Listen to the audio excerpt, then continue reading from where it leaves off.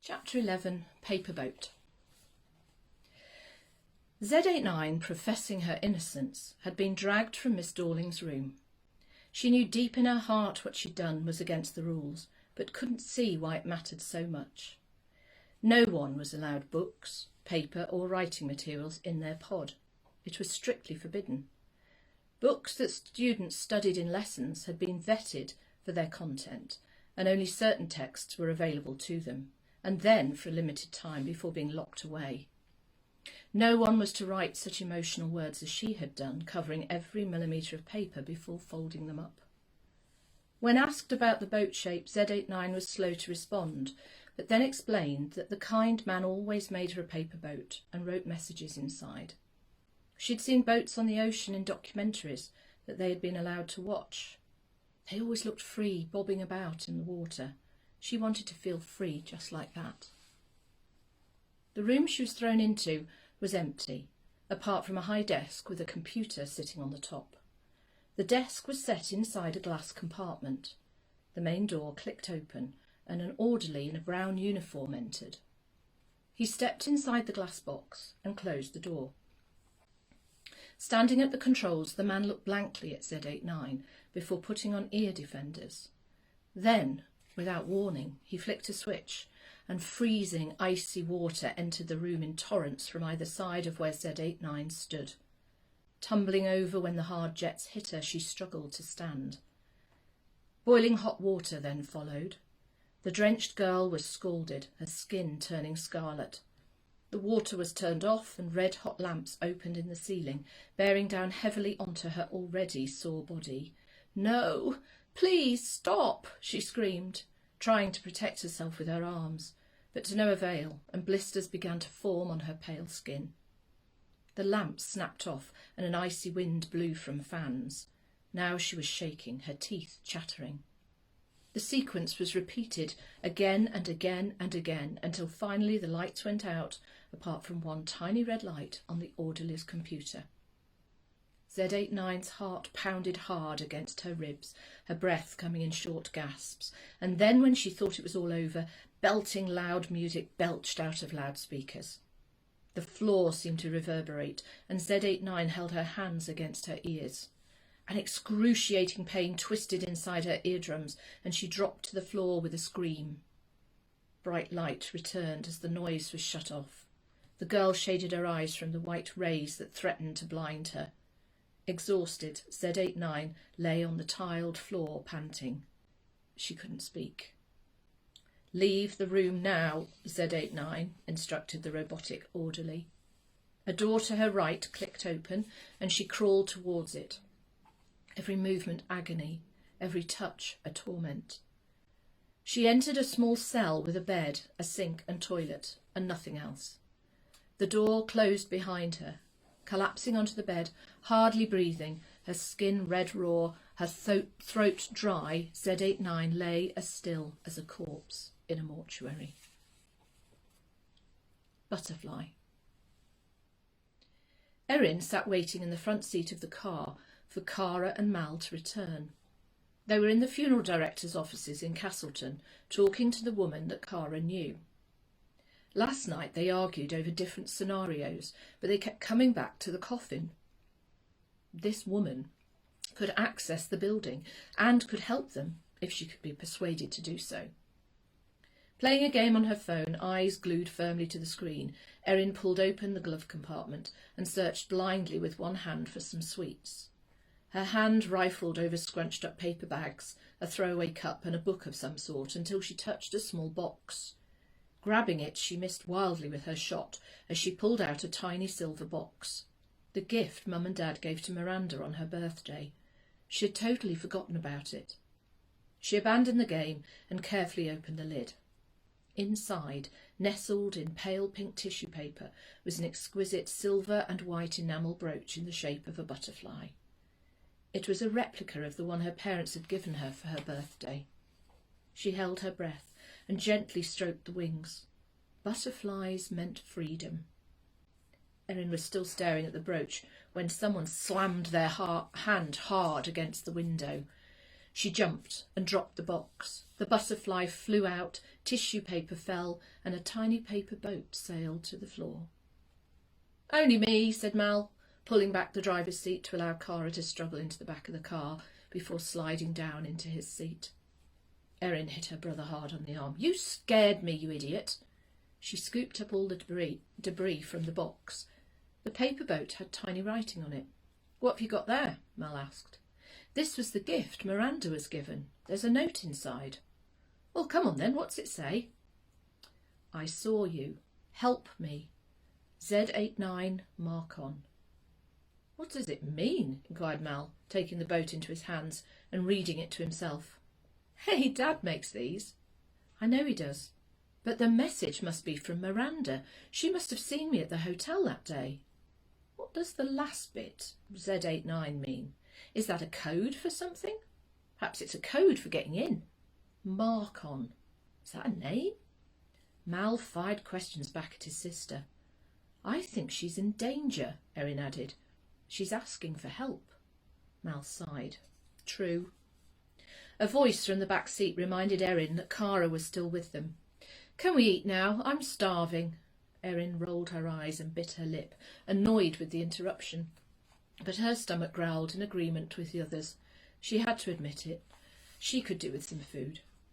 "Good idea, Cara," Mal answered, starting the car. "Then we can tell Erin what we found out." They drove to a small cafe further down into the town, and after ordering burgers, chips and mugs of steaming hot tea, Cara gave an account of what they had discovered at the funeral director's. "It's not going to work. Even though she remembered me, Pandora, that's her name, said it wasn't ethical and she would lose her job." They had reached another dead end. They finished their food in silence, all thinking of ideas of what to do next. "You were right, Cara. It was a stupid idea." Erin hated to admit she was wrong. She began to wonder if she was ever going to see her sister. Perhaps Mum and Dad were right. We'd have to wait until we were 18 and then she'd be free. Until then, we would both be prisoners of our lives. A jangle of sounds interrupted her thoughts, and she grabbed her phone, not really noticing the caller ID. She touched the green circle. "Hi, Erin, it's me. Please don't hang up. I need you." Petra's breathless voice came to her through the ether of the phone world. Erin replied after a few seconds. "Hi, Petra.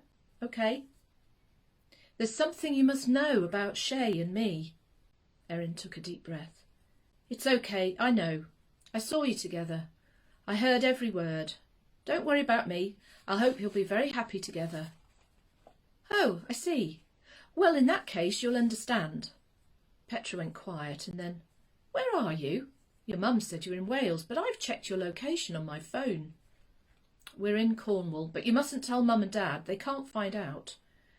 Erin felt a strange detachment from her friend. Someone she thought she could trust and who had betrayed her. She looked across at Cara, who was leaning into Mal. He was telling her a joke and they giggled like little children. Cara, who she thought she shouldn't trust, turned out to be on her side, her guardian angel. "Are you trying to see your sister, Erin? Does she exist?" "That's what we'd like to do, but—" She tailed off. "But what, Erin?" Petra asked. "Are you okay? I miss you. I miss your friendship." "I miss you too, Petra. There's something I need to tell you." Erin paused, her breath coming slow and shallow as she thought about what she was going to say. "You have a twin too. She's here in Cornwall." Then it all came pouring out like water rushing through a crack in a dam, and once the dam had been broached, there was no going back. "Petra, are you still there? Speak to me, please." Erin was scared now. Mal reached across and stroked her arm. He and Cara had been listening to the one-sided conversation, and now they waited for Erin to hang up. The silence from the other end of the line stretched into what seemed like an eternity, then a small sob, followed by loud sniffing sounds, emitted from the phone. "I'm so sorry, Petra. I had to keep it a secret, just like you and Shay kept your secret from me." The sobs subsided, and then Petra spoke in a distant, dreamlike voice. "Thank you for telling me. Goodbye, Erin." The phone went dead. "Petra, speak to me." Erin jabbed at the touch screen with her finger, but Petra's number was engaged. She threw her phone onto the table where it bounced and then fell to the floor. Mal retrieved it. The screen was smashed and black. "Brilliant, that's all I need," she shouted, suddenly standing, knocking over her unfinished tea. "I can't cope with all this any more." She stomped out of the cafe, out onto the street, and started walking blindly towards who knew where. Erin passed some shops and a pub and soon found herself outside a church. Before she knew what she was doing, she was stumbling through the churchyard to a wrought iron bench, surrounded by daffodils, their yellow and orange heads bobbing in the breeze. There she sank down, and the floodgates opened. The tears poured from her eyes, the ache in her stomach grew. She felt hot and cold at the same time, and her skin burned. "I'm so useless. I can't do anything right." "Can I help you, dear?" A gentle voice came from behind. "I'm sure you're not useless at all." Erin hadn't realised she'd spoken out loud. There, my dear, let it all out." A shadow fell across the bench, and an arm wound around Erin. It belonged to an elderly lady, wearing a mustard yellow felt hat, a bright turquoise coat and matching scarf. Erin sobbed into her shoulder, and the lady passed her an embroidered handkerchief that smelt faintly of lavender. Calmness washed over her, and she sat back, wiping her eyes and blowing her nose. "Thank you," she sniffed. "I know what it's like when grief hits you. It's like a whirlwind that punches you in the stomach. You have to ride the storm, and then the sun will come out again." At that, the sun suddenly pushed its way out from behind the steel-grey clouds. "There, you see, what did I tell you? There's always sunshine after the rain. I'm Elsie, by the way." Erin introduced herself between sniffs. She tried to hand back the wet hanky, but Elsie insisted she kept it. "Why is everything so difficult?" Erin asked. Elsie smiled, her face crinkling as she did so. Her brown eyes sparkled under the rim of her hat. "So that we can learn, my dear. We've all had to learn to walk and run, to speak and shout, to accept and understand. Life would be very boring if everything was easy." Elsie patted her hand, the mottled, wrinkled hand against the smooth skin of youth. "You're a fighter, my girl." Erin smiled at that. Yes, she was a fighter, and in the true sense of the word. Learning Japanese and how to defend herself against her opponents had taught her many things: humility, determination, and strength of character. Erin pulled herself up, dropped her shoulders, and breathed in deeply. "Thank you, Elsie." They both sat in silence for a while, enjoying the warmth of the spring sunshine. That was where Malachi and Cara found her, sitting next to a grey-haired lady. Introductions were made, hugs were given and received, and words of thanks passed between them. "Cara Mallory," mused Elsie. "Are you Professor Mallory's daughter?" "Yes, I am." Cara looked confused for a moment, narrowing her eyes, and then asked sharply, "How do you know my father?" Elsie, peering at Cara, explained, "I used to work at the laboratory a long time ago. He was a brilliant scientist. How is he?" Cara said her father was well, and then looked across at Mal and nodded. He seemed to take the hint. "Well, lovely to meet you, Elsie. We must get going. Thank you for looking after Erin." He and Cara turned towards the main gate and began to walk away hand in hand. Before joining them, Erin hugged the old lady and thanked her again. Elsie whispered into her ear, "Watch that one, my dear. If she's anything like her father, I wouldn't trust her. Don't turn your back on her. Believe me."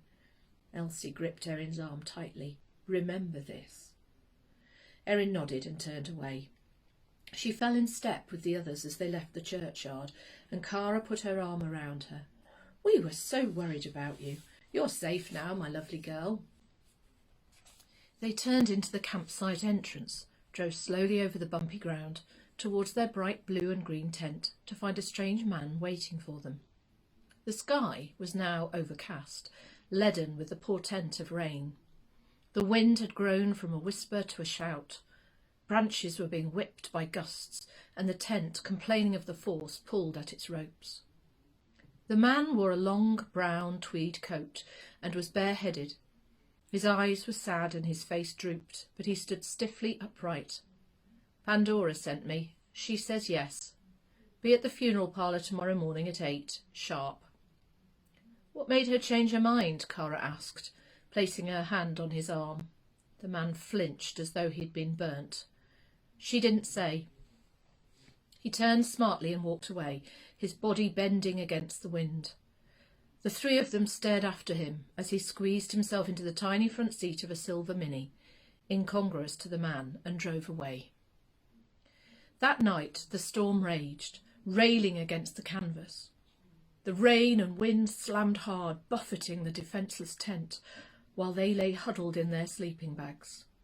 Forked lightning filled the sky, cracking the clouds apart to allow hail to pelt them. Erin hoped this wasn't a bad omen for the next day, but couldn't stop a horrible feeling of foreboding creep up and over her body. She slept fitfully and dreamless, waking to the calm of the morning and first light stretching across the hedges and trees. They arrived just before 8 and knocked on the door. It creaked open, and Pandora stepped back to let them in. Placing a stubby finger against her lips, she beckoned them to follow her. She stopped in front of a pale blue door and unlocked it before ushering them all in. It was only when they were all in the darkened room that she spoke. "I thought over what you said," she began. "I knew Cara's mother, Jess, very well and was devastated when she died. I decided that I should help." As she said this, she flicked a switch. Spotlights set into the ceiling shone down, and now they could see the wooden coffin perched on a low table covered with a gold cloth. The lid was off, and they could make out the golden silk lining that swathed the inside. An opening in the wall beyond allowed coffins to be transferred directly into the back of a hearse. "Do you think this will work?" asked Erin, going to the coffin and feeling the inside. "Who knows, but it's worth a try," Pandora answered briskly. She showed Erin the tiny holes in the lid that had been drilled to allow her to breathe. "I've been inside the school," she announced. Erin and the others looked at her in surprise. "Please tell us what you've seen," Mal asked urgently. He wanted to make sure Erin would be safe. He couldn't face having to explain to his parents they'd lost her too. "Not much, I'm afraid. There's a lift that goes from inside the farmhouse that takes you down into the central hub. It's beautiful there." She described the many lush plants and a waterfall that tumbled down a glass wall.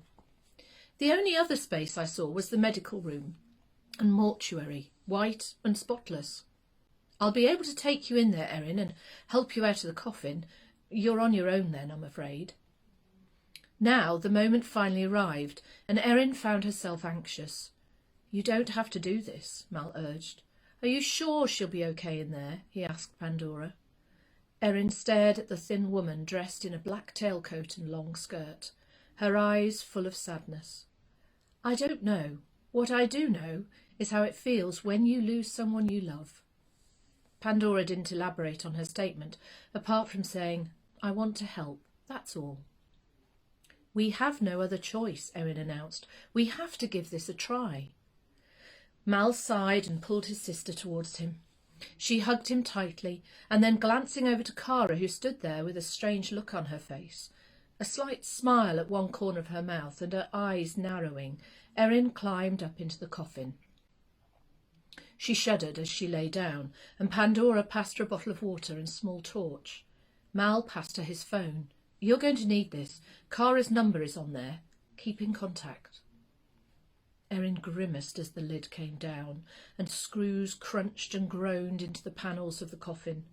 She held her breath in a panic and wanted to scream, but counted slowly to 10, and her breathing calmed. Erin had to trust Pandora now.